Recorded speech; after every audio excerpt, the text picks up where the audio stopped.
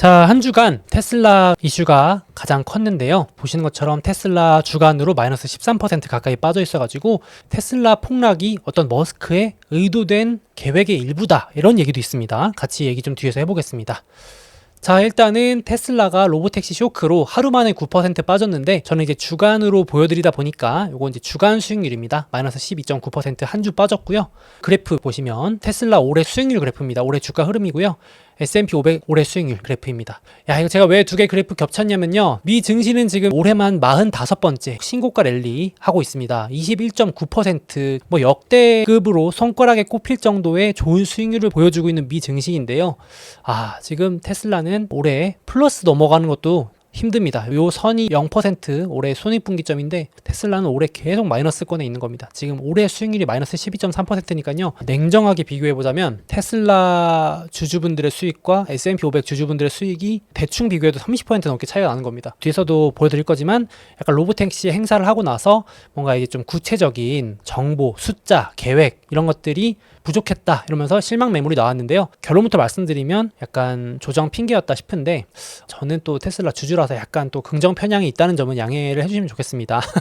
저도 보유를 하고 있기 때문에 올라주면 좋겠다는 희망이 좀 있기 때문에 그런 것도 있는 것 같습니다. 그래서 뭐 이런 얘기도 나와요. 현재 최악의 포지션이 뭐냐면 테슬라에 롱 베팅을 하고 엔비디아에 숏 베팅을 한 사람이다. 이게 무슨 말이냐면은 올해 테슬라는 제일 안 좋은 축에 속하고 엔비디아는 지금 뭐 또 고점에 바짝 붙어 있거든요. 랠리하고 있는데 테슬라의 상승 베팅을 한 사람은 반대로 흘러가고 있는 거고, 엔비디아의 하락 베팅한 사람은 지금 엔비디아가 고점을 뚫고 올라가려고 하고 있으니까 완전 반대 포지션이잖아요. 그래가지고 올해 이제 이렇게 베팅한 사람들이 최악이다, 이런 기사를 외신에서 본 적이 있는데, 최근에 마이너스의 손이죠. 지금까지는 결과는 열어봐야겠지만. 자, 근데 이제 제가 안 그래도 채팅창에 지금 구독자분들 달아주시는데 테슬라 투자자분들한테는 좀 익숙합니다. 폭락이. 물론 이 마이너스 8% 하루 만에 맞아버리면 좀 아프긴 한데, 여기 보시면 어떤 분께서 만들어주신 건데, 이제 막 테슬라는 꼭 행사만 하면 떨어진다는 내용입니다. 뭐 모델 Y도 공개하면 빠지고, 사이버 트럭 공개하면 빠지고, 옵티머스 로봇 공개하면 빠지고,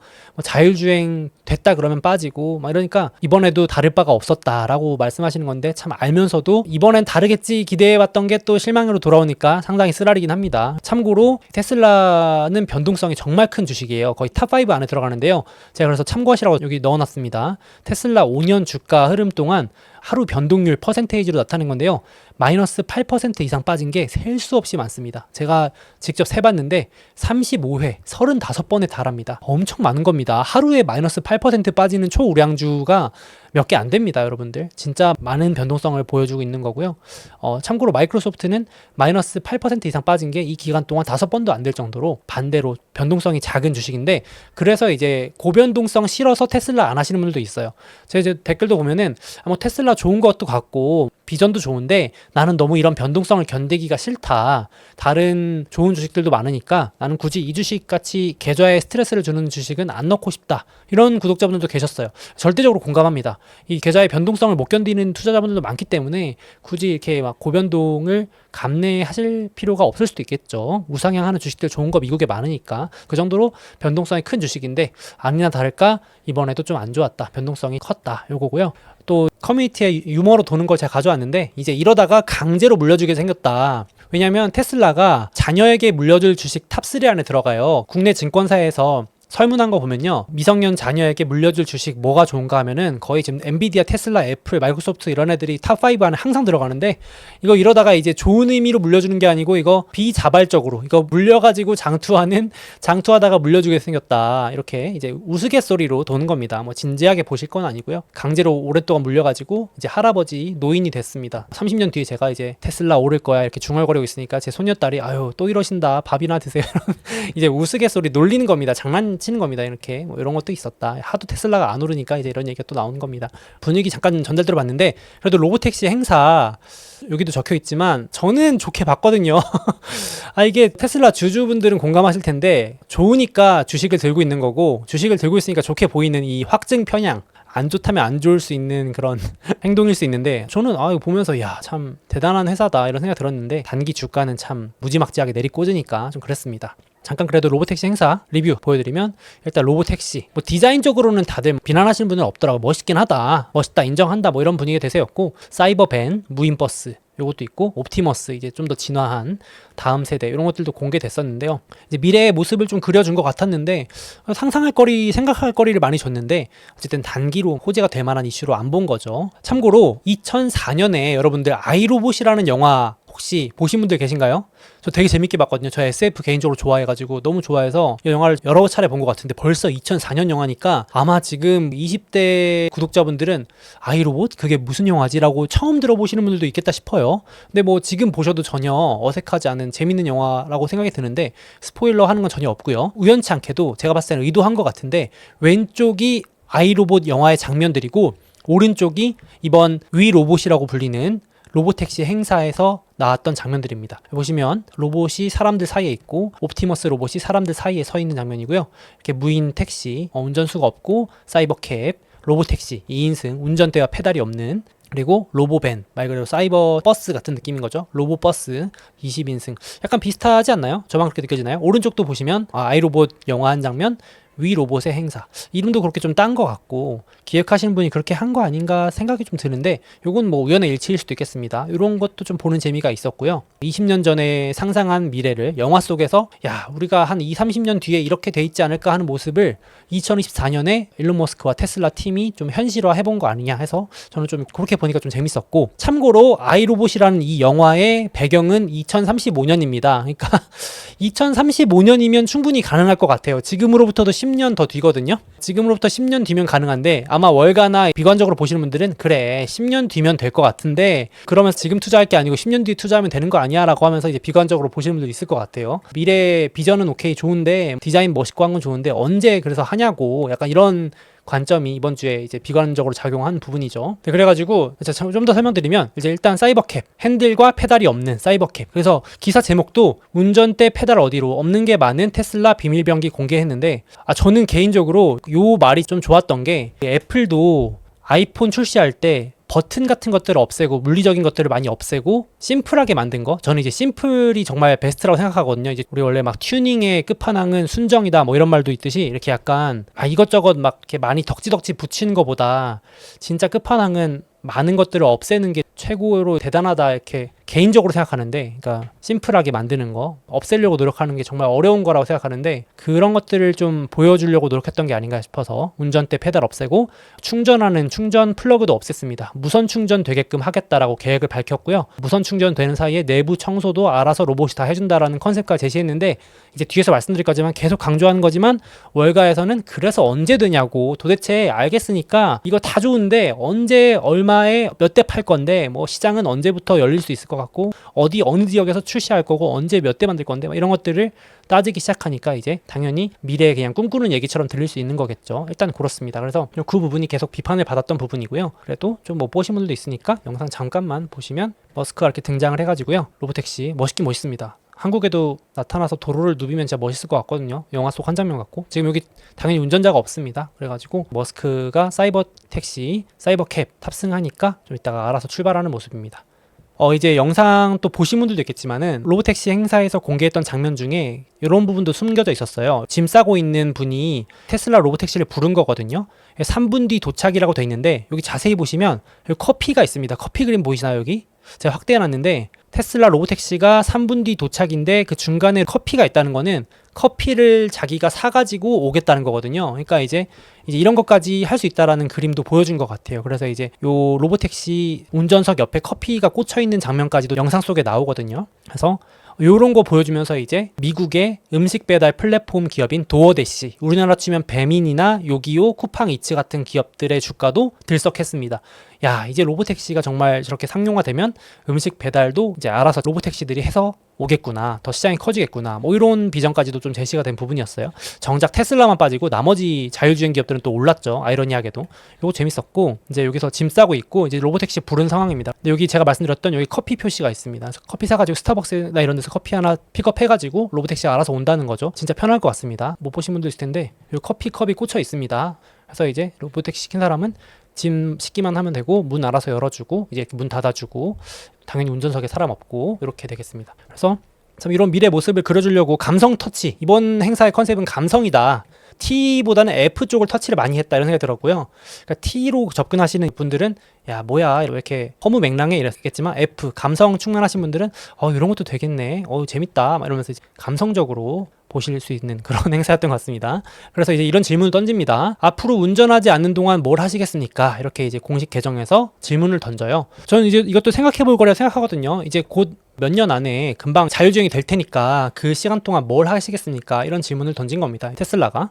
그래서 운전을 아무도 하고 있지 않죠. 로보택시 이제 강아지랑 타고 가면서 스페이스X의 우주선 발사되는 것도 보고, 여기 보면은 지금 뭐 아이패드 가지고 작업도 하고 계시고, 그 다음에 화상회의로 업무도 보시고, 축구도 보고 있습니다. 이제 이동하는 동안, 지금은 이동할 때 당연히 운전하시는 분이 따로 계시고 우리 유튜브나 이런 걸로 볼 수 있는데, 축구 관람을 그냥 여기 혼자 타가지고 개인적으로 일도 하시면서 멀티태스크 하신 것 같아요. 일도 하시면서 축구 재밌는 경기도 보시고 과외 같은 것도 하는 모습입니다. 공부도 하고 당연히 피곤하면 새벽 1시니까 잠도 자고, 약간 이런 모습. 로보택시의 시대가 열리면 이런 것들이 가능할 수 있다. 그래서 단순히 테슬라 투자뿐만 아니라 운전하지 않는 동안 분명히 여유 시간, 여가 시간이 생길 텐데, 이때 사람들이 뭘 할지도 한번 생각해 보시면 거기에 관련된 기업들 투자하는 것도 새로운 시장이 열리는 부분이 되겠죠. 그런 걸로 또 누군가 새로운 신흥 부자가 생길 수도 있고, 지금의 기업들 중에도 수혜를 보는 기업들이 나오지 않을까, 이런 것도 좀 재밌었고요. 앞에 말씀드린 대로 최대 20인승 무인버스 로보밴도 공개됐습니다. 그래서 머스크가 결국은 버스가 없어질 거다, 인건비 때문에, 인건비나 이런 유지 비용이 이제 로보밴이 더 싸질 거기 때문에 결국은 로보밴의 시대가 열릴 것이다. 근데 언제가 없었죠. 웬이 없었습니다. 그게 없었기 때문에 이제 월가는 당장 단기간에 주가를 던진 모습이었고요. 그리고 이제 옵티머스도 이제 로봇이잖아요. 휴머노이드형 인간형 로봇이 어떤 서비스를 해줄 수 있는가에 대해서도 임시로 공개를 해줬었는데요. 이 음료를 막 따르고 응대를 해주는 옵티머스 직원 모습을 보여줬거든요. 그 행사장에서. 근데 어떤 투자자분이 이렇게 글을 썼는데, 이거 재밌었던 게 뭐냐면요, 이 옵티머스 로봇은 나한테 친절하게 응대해주고 음료를 따라줬는데 아이패드로 25%의 추가 팁을 요구하지 않았다. 그래서 나는 테슬라에 더 투자하려고 한다. 이렇게 했는데, 이게 뭔 말이냐면, 그 요즘에 미국에서 팁이 너무 비싸져가지고 팁플레이션이라는 말 들어보셨죠? 너무 이제 인건비도 비싸지고 당연히 직원분들도 보상으로 팁도 더 많이 요구하시고, 기본 예를 들어서 15% 20%가 아니고 막 25% 30% 팁으로 요구하시니까 이제 그런 것들이 너무 지나치다, 이런 논란이 있었는데, 이 한 투자자분들도 여기 참석해 보시고, 이제 진짜 이런 로봇으로 결국 다 대체가 되고 로봇은 팁을 요구하지 않겠구나, 이게 농담 반 진담 반인 거죠. 그래서 이런 모습을 보고 미래가 그려졌다, 이런 얘기도 좀 재밌었습니다. 그리고 이제 테슬라 테마파크 스타일로 공개를 한 거거든요. 저도 디즈니 월드나 테마파크 가는 거를 되게 좋아하는 편이어서 이제 주요한 지역에 한 번씩 가본 적이 있었는데, 야 나중에 이제 테슬라 테마파크 생기면 참 재밌겠다, 이런 상상도 해보게 됐고, 이번에 테슬라가 LA의 워너브라더스 스튜디오에서 이 행사를 진행했는데, 아니나 다를까 좀 테마파크식으로 좀 재밌게 꾸며놓은 것 같아요. 마치 놀이공원 간 것처럼, 한국에 계신 분들은 롯데월드나 에버랜드 간 것처럼 테슬라 극장에서 딱 시작해가지고 이제 뭐 뉴욕을 갈 수도 있고, 도시를 지나서 웨스트월드라는 곳에 이렇게 가서 머스크가 발표를 시작했습니다. 뭐 이런 식으로 도시를 조그맣게 옮겨놓은 듯한 이런 재밌는 모습도 공개했고요. 참고로 저는 이제 웨스트월드 딱 하니까 떠오르는 게 바로 미국 드라마 중에 웨스트월드라고 혹시 보신 분 계신가요? 스포일러 없습니다. 정말 재밌게 봤거든요. 충격적이었고, 말 그대로 인공지능의 역습에 관련된 드라마로 재밌게 봤었거든요. 여기 있는 인물들이 다 AI인데 본인들이 AI인지를 몰라요. 사람인 줄 알고 그렇게 테마파크에서 살아가고 있는 모습으로 시작되는 드라마입니다. 그래서 이제 거기에 이제 인간이랑 만나면서 막 말 그대로 인공지능 역습을 하면서 인간과 AI가 막 싸우게 되는 그런 장면을 그린 드라마인데, 아마도 이제 그런 것들 고려한 어떤 선정이지 않을까. 웨스트월드라고 이름 지은 것도. 참고로 이제 이 웨스트월드라는 미국 드라마도 워너브라더스가 제작을 했기 때문에 또 홍보도 되고 좋겠죠. 지금 이제 HBO라는 미드 제작사가 워너브라더스 소유이기 때문에 또 이제 테슬라 입장에서도 이렇게 같이 협업을 하는 입장에서 홍보도 되고 했으니까 서로 윈윈하는 전략이었던 것 같습니다. 그래서 행사를 준비를 상당히 디테일하게 많이 했구나, 이런 생각이 들어서 좀 재밌게 봤고요. 볼거리가 많았다, 그런 생각이 들었고, 저는 이제 재밌게 봤지만 당연히 투자자들은 이렇게 감성적으로만 터치하면 안 되죠. 그래서 월가에 보고서들이 쏟아 나왔는데 공통 반응은 구체적인 숫자가 없다. 당연히 월가는 숫자가 나와야 그걸로 계산을 해서 모델을 돌려서 차가 얼마 팔릴 것이고 로봇이 얼마 팔릴 것이고 그래서 목표 주가가 얼마가 될 거고 뭐 이런 계산을 할 텐데, 그냥 꿈 같은 이야기만 들려주니까 당연히 이제 모건 스탠리도 그렇고 JP 모건, 골드만삭스 이런 데도 이게 다냐, 뭐 행사는 알겠는데, 좋은 건 알겠는데 숫자가 디테일이 없다, 계획이 없다, 이러면서 막 목표 주가 반토막 내버리고요. 그래서 모건 스탠리는 행사가 좋았지만 시점, 규모 등에 대한 숫자 제시가 부족했다. 도대체 알 수 있는 정보가 없었다. 그리고 JP모건도 이게 지금 자율주행 이런 게 규제가 언제 승인되느냐 이런 것들이 중요한데 세부 사항이 현저히 부족했다 이제 비판하는 거죠. 그래서 당연히 투자자들 입장에서는 상당히 불충분한 행사였다 이렇게 느낄 수 있겠습니다. 제가 앞서 말씀드렸지만 T보다는 F 쪽에 가까운 행사였다. 그래서 이제 이거 다 좋은데 일론 타임을 믿을 수 없다. 이게 공통점이었어요. 뭐냐면 항상 일론 머스크는 제시한 기간보다 늦게 달성했기 때문에 이거는 이제 테슬라 주주분들도 참고하셔야 될 게 일론 머스크가 로보택시 공개한다고 한 게 원래 2020년이었습니다. 근데 벌써 4년 늦었죠. 4년이면 여러분 다른 주식 투자했으면 훨씬 더 돈을 많이 벌었을 수도 있는 기간이잖아요. 예를 들어서. 그러니까 주주 입장에서는 상당히 그게 이제 신뢰가 떨어지는 부분이었고 심지어 2024년 8월 8일 날 로보택시 공개한다 그랬는데 그마저도 또 늦췄죠. 그래서 2024년 10월 10일 날 겨우 공개하니까 월가에선 신뢰가 없습니다. 약간 뭐 머스크가 대단한 사람인 건 아는데 일론 타임은 믿을 수 없다 이러니까 이제 머스크가 그냥 말하는 2026년쯤은 될 거야. 뭐 2025년부터 생산 들어갈 거야. 이런 말 믿을 수가 없다. 그거 목표 주가에 반영할 수 있는 숫자가 아니다. 이렇게 비판을 하는 겁니다. 그래서 이걸 의식했는지 머스크도 행사 끝나자마자 해명을 간만에 긴 글을 올립니다. 그래서 나도 노력 중이다. 이러면서 나도 50% 확률을 목표로 하고 있어. 이게 무슨 말이냐면은 내 예측대로 그 시간 안에 되는 게 50% 절반이고 내 예측대로 그 시점에 못 맞추는 게 절반이라는 거지. 그러니까 내가 항상 거짓말쟁이는 아니야. 내가 해낸 게 50, 못 해낸 게 50이야. 나도 인정한단 말이지.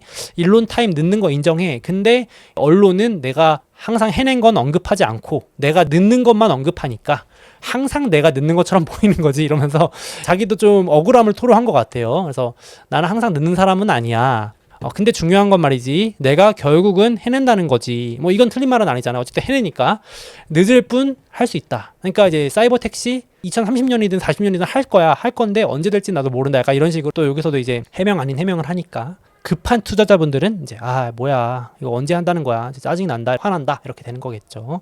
그래서 이런 것도 있고 그리고 이제 긍정론자, 옹호론자분들께서는 이렇게도 말씀하시는 거예요. 영상 도입부에 말씀드렸던 내용이기도 한데 머스크가 의도적으로 정보를 숨겼다. 그러니까 주가의 폭락까지 일부러 유도한 건 아니지만 지금 그런 식의 반응이 나올 만큼 되게 정보를 디테일하게 주지 않은 게 머스크의 의도였다. 왜냐하면 이번 대선 결과에 따라서 본인이 짜놓은 플랜이 되느냐 안 되느냐 타임라인이 빨라지느냐 뒤로 밀리느냐가 결정될 수 있기 때문에 일단 대선 전까지는 숨기자 최대한 이렇게 했다라는 주장도 있습니다. 왜냐하면 이 자율주행이나 지금 앞에 보여드렸던 로보택시 이런 것들은 대부분 기술은 있는데 규제의 문제거든요.